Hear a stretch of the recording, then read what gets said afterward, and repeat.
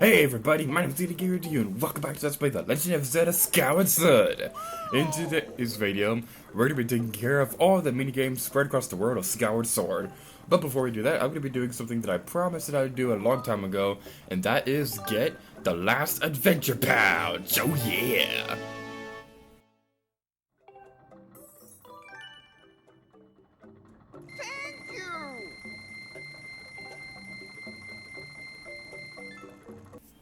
So, the first minigame we're going to take care of actually requires us to do a side quest first.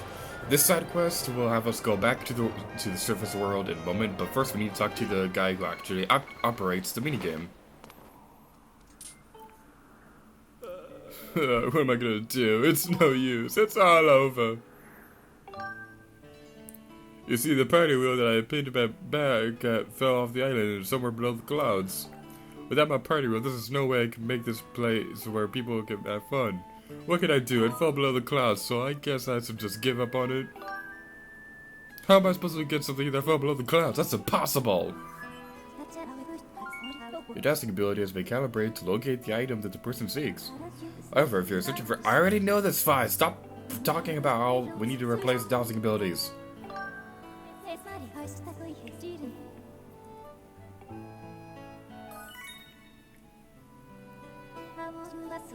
There's an 80% chance that the item has landed in the Lanairu Desert.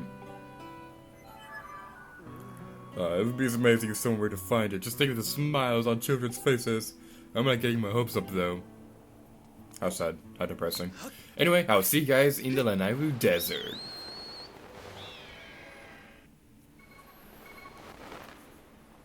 Back in the Lanairu Desert, we're going to be doing something that I talked about a long time ago, and we're going to be taking— well, this is actually technically the final side quest in the game, because I think, well no, this isn't the last heart piece, this is the last Rickety Crystal.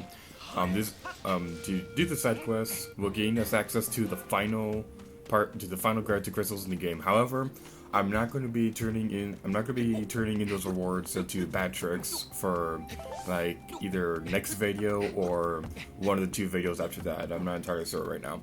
Anyway, a long time ago I pointed out how this item in the Lanairu Desert actually foreshadowed a future side quest. This is what I was talking about, how this is like the party wheel to Fun Island. I love how Fi says this is the item that the highly unusual man lost. We can call the scrap stop robot to come and retrieve it. Master, I will send word for the robot using telepathic transmission.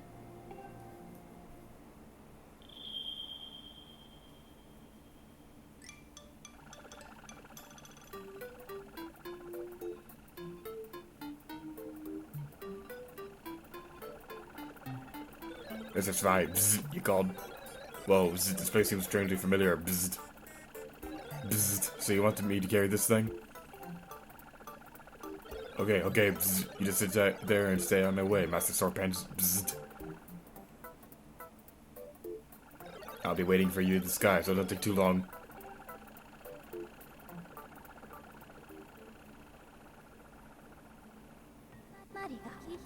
Master, I suggest that we head back to the sky and return the part wheel to its owner as soon as possible. So, now we can return this party wheel to the highly unusual man on Fun Island. And he's crying. How sad.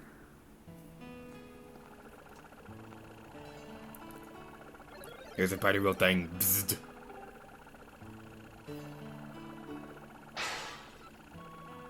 If you got something else, just let me know. Is it? Is it? It is! It is!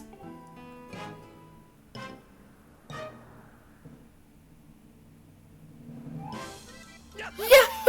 My party wheel! Thank you so much! Now I can relive my dream of opening Fun Island! Wahoo! Yeah! I'm so happy! And I'll let you be my first customer, young man! Thank you so much! It's gonna be so much fun! What's really fun is that we got the last of the Rickety Crystals. We never have to find these things again. I'm so happy.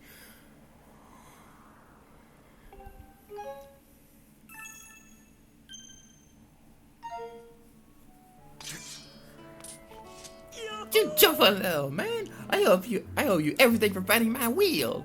And my dream of creating my very own, very smiley fun line has been realized for all to enjoy and laugh about and laugh at. Normally I charge 20 rupees to play, but since I owe you, I'll let you play your first game for free. Free is so much more fun than pay. Hey then, let me tell you all about the rules. First thing you need to know is that you'll be shot out of a cannon. You'll fly way up there. Don't cry, little boy. It's perfectly safe. Your goal is to dive onto a cheery, colorful, rotating board. Land on a happy little gutter space and you'll get rubies.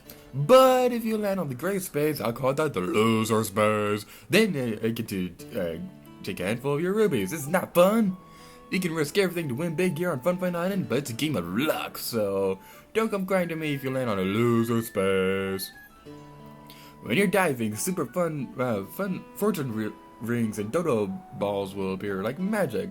If you pass one of the fortune reels, you'll increase your awesome ruby score multiplier. Ooh! And the more rings you pass through, the slower the wheel will spin, making it easier to land on the target and win. By hitting one of the dodo balls will reset your multiplier and turn the smile upside down. And you can't use your sailcloth while you're diving. Did you get that all? Sounds like fun, right? Want to give it a try? I'm going to explain the rules one more time. I hate this feature in Zelda games, how they have a feature row. Oh, do you want me to explain that again? It's like, no! I already read the text. You don't have to remind me.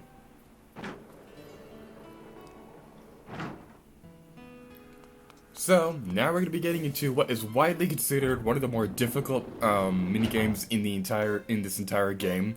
I disagree with this. We're going to be seeing my least favorite minigame later on. But this one is pretty difficult. What you need to do is that you need to go into the fortune rings. You need to go inside all of them and land on the perfect space without touching a dodo ball. This could be pretty difficult if you don't know what you're doing, but if you have skills like me, then you shall be fine. So basically what you need to do is that when you get to the bottom, the spinning wheel will slow down as you get more rings. What I recommend you do is that I recommend you start aiming for the space that the rainbow space thingy was on, right before you got the last ring. So as you're going into the ring, look at where that space is and start aiming for it, because chances are that is where it's going to be when you land down there. So just keep that in mind as you're going through this. This might not work for everybody. This is just a strategy that I like using, and it works like 90% of the time. You pass around the fortune rings, guess you get a little special prize. And we get a heart piece. Oh yeah. What I really like about this minigame is that when you get the heart piece, you also get like a bunch of rubies, like 500 rubies. It's a really nice little reward, and it really does make up for all the brain cells that died from playing this minigame, because it is a difficult minigame. Now we're going to be getting into one of my more personal favorite minigames in Skyward Sword. This one is a little out of the way, and I guess I could have taken care of this a long time ago, but I wanted to save it for the minigame episode. There's a couple of Zaffos over here that we're going to be facing as Fatal blow their face. This Hylian Seal is amazing. We can knock the Lizalfos on their back. I never have to have trouble fighting those things again, except when I replay this game. I wonder how long it's going to take for me to get around to replaying this game after this Let's Play is over. Hey you, what are you doing? Well, you're here now, right? So about a little fun. Got your attention now? Let me explain. This here is a race against time. Scream across those fence lines as fast as you can. Tilted we remote to lean your guard. If you lean at the just right angle in the corner, you will get a nice speed boost. Lose a concentration when you're cruising around a bend though, and you will run off the rails. If that happens, you'll lose the race. What do you say? Have you got the guts to ride the Rickety Coaster? Just 20 rupees a ride. So what track will it be? The heart-stopping track is the one we need for the heart piece. I've never seen the scary track, so I'm not entirely sure what rewards you get for completing that one. Nor do I know which one is actually more difficult. But what we're going to be doing now is we're going to be doing pretty much the same thing we did a long time ago, where we're going across the rickety rails, the Rickety Coaster. to go as fast as we can. You basically need to complete this in less than a minute. If you complete this in less than a minute, then you do get the heart piece. You have a few seconds to spare after that, but other than that, there's not really much else to say.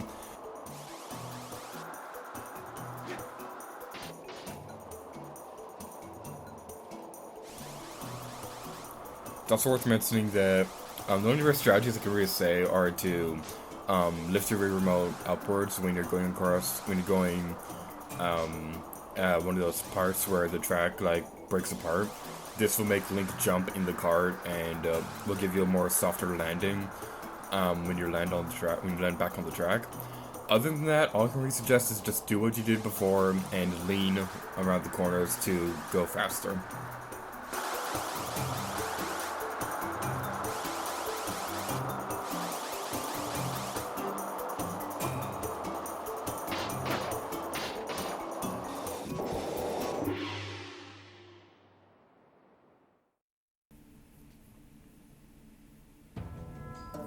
You finished. You set a new record. Great work. Whoa, that was unbelievable. Even I cannot go that fast. Here you go. I found this treasure right here on this very island. And we get a heart piece. Oh yeah. These next few minigames are going to be ones that don't have heart pieces in them, but I'm still going to be talking about strategies and just how they work in general. Next up is Bamboo Island. We came here before when we were getting the goddess cubes. Those things. The goddess cubes and the goddess chests.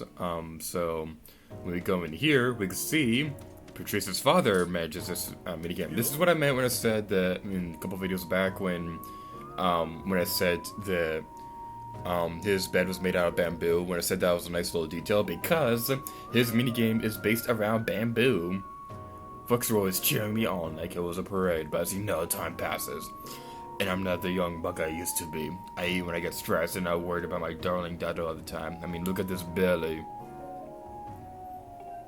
So that's what drives a fella to chop some bamboo. Let me tell you, there's no better way to sweat off those pounds. Here's an idea to you. Why don't you try slicing some bamboo? That's the spirit. Chop away, boy. Hold up a second. Get your horses halted. There's got to be a way to spice this up. Yep, that's a ticket right there. You're going to take a swing at the whittling down that big old bamboo right in the middle of the area. Thing is a contest to see how many cuts you can make before it hits the ground. If you're good enough, you'll stroll off here with the prize. It'll cost you 10 rupees to see what you're made of. You want to give it a try? Alright then, get to slicing. Now, this minigame, I recommend you wait until you get the Master Sword to complete, because the Master Sword is the longest sword in the game, which means that you can do more slices. Other than that, I don't really know how to beat this minigame, honestly. I've heard some people getting like 40 cuts on the bamboo. I've never come close to that. Like 20 is actually my record for this thing. So I honestly don't really know how you can get like 30 or 40 cuts on the bamboo. I will be posting in the description below all the rewards you can get on this island, if there really are any aside from the different materials. But next up, we're going to be going to the Elden Volcano to play out another minigame.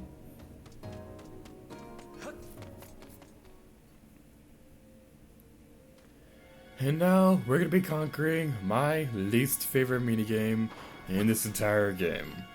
Yay! That's exciting! If you're wondering where this place is, it's pretty close to the temple. When we first came to Elden Volcano, I pointed out this one bombable cave, and how there was a minigame in there that we're going to be taking care of in a future video, and, well, now this is a future video. The name's Tilbert. Nice to meet you. I run this little game I like to call Thrill Digger. Ooh. Do you like money? How about explosions? Well, dig up some rubies before you hit a bomb in a suspenseful game of Thrill Digger. Want to try it? The beginner course has less spots to burrow into, but it's great for first-timers. 20 rupees to play. Or 30 rupees, or whatever. Hope you take up a lot of rupees. Just be careful you're not bucking down the dirt. Good go, kabam! So as I was saying before, this is my least favorite minigame because I don't really understand how it works. I've heard a lot of people make comparisons to this game with like Minesweeper. And the thing is, I am not good at Minesweeper at all. With this minigame, how it works is the more valuable rubies you dig up, the higher chance there are of a bomb being near it. There is this app on smartphones and tablets that somebody made that can really help you with this minigame, where after you dig up a hole, you tap on the spot and tap on what ruby you got on that spot, it gives you like a percentage of how likely there is to be a bomb near it. So I've tried it before. I'm still not very good at this minigame. The good thing is there are no hard pieces here, so it's not like it's really that big of a deal. This minigame really is just more for like gambling, and I'm not a fan of gambling at all. I think it's really weird. I want this game I like to call Thrill Digger. Yep, I'm kind of important here. You can even call me Mr. Two-Bird, you know, if you want to. I want everyone to get their hands on plenty of rubies, so I made up this Thrill Digger thing. That thing is all my friends think rubies are easy to find, so they never come and play. So that's why I need you to step up and become not just my repeat customer, but my only customer. So what do you want to ask me next? Nothing. Really? That's a say. Roll. Take a nice break. Now before we leave, there's a couple more things in this room that I want to point out. First of all, right here you can dig up some rubies, and there's a gossip stone right there near the butterflies. But if you go into here, every time you come into Thrill Digger, if you burrow down here, you can see a bunch of rubies and bombs. Contrary to what I've read once online, I read one time that going down here will automatically tell you where all the bombs and rubies are located. That is not true at all. It's not from what I've been able to tell. Because if I remember correctly, all the bombs and rubies are always going to be located at the same spots in this area. What I recommend you do is I recommend you just burrow into here rather than playing Thrill Digger, because every time you come in here, you can get rubies, and it's actually pretty good a strategy to grind up on rubies. It's not the best strategy to grind up on rubies. I'll be pointing that out towards the end of the video. But I'm gonna say right now is that I personally prefer going into here so much more than actually playing Thrill Digger. I do not like that minigame at all. And this minigame actually introduces a new gameplay mechanic that we haven't seen before. There are black rubies in this area called rupees. How rupees work is that if you collect one, you lose rubies, so you gotta be careful with that. The higher difficulty you play on Thrill Digger, the more likely bombs and rupees will appear. But anyway, enough about that minigame. Let's talk about this one. I pretty much maxed out on push-ups. Wonder what exercise I could pick up next. Whoa, that's one sweet bow you've got there. Bet you're a total natural with it too. You're amazing! Even if I work my way up to 3,000 push-ups, I'll never be as cool as you. I've got it. Why don't you show me how good you are with the bow? I'm going to toss some pumpkins into the air, okay? You show me how good you are by filling them full of arrows. Throwing the pumpkins in the air will give me a good workout too. 2 birds with 1 stone.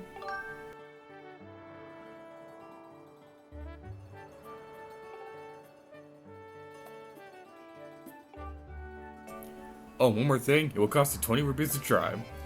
Playing for free is so fun, right? So what do you say, you want to give this off for 20 rupees? Alright, let's get started, show me how it's done. Alright, now we're gonna be playing, what I consider the most difficult minigame in Skyward Sword. Anybody who saw my Majora's Mask Let's Play should know how much of a difficult time I have with minigames revolved around the bow and arrow. how this minigame works is that whenever he throws the pumpkin, you have to shoot the pumpkin with your bow and arrow. The more pumpkins you hit, the more points you get on the next pumpkin you hit. Like, it goes from 10 to 20 to 30, and then so on and so forth until you get to 50, and then it'll just keep on going to 50. You can aim at basically the same spot for the first minigame, at least until he gets to like 300 points. Once he gets to that point, he's going to start aiming higher, and it's going to be more difficult to aim. There's a really good strategy that I saw online that does work for me, where you can aim for the top part of the fence, and just shoot right there, right when he's getting ready to throw. However, I did not do the strategy on camera, simply because my capture card has like a 1 second input lag. Well, it's less than a second, but that was just enough to throw me off. You only need 600 points to complete this minigame, so I'm gonna be shooting this guy in the face the rest of this minigame because of how much trouble this minigame cost me. The recording session for this minigame alone is equivalent to all the videos I've recorded for Spyro the Dragon. And I've recorded like 11 videos for that Let's Play so far. So yeah, it took me a really long time to record this. You better appreciate it! You got 660 points. That's beyond amazing. The hopes of the Night Academy are truly riding on your shoulders. Before I forget, there's a really good strategy for grinding up on rubies with this minigame. Because if you get in between 150 and 300 and 400 rubies, if you get in between those, then you will get 50 rubies, which means every time you play, you'll get 30 rubies.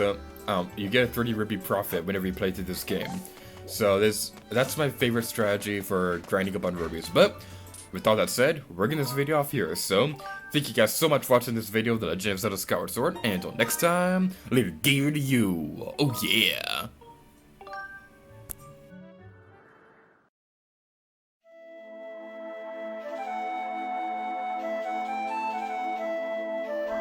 Power system.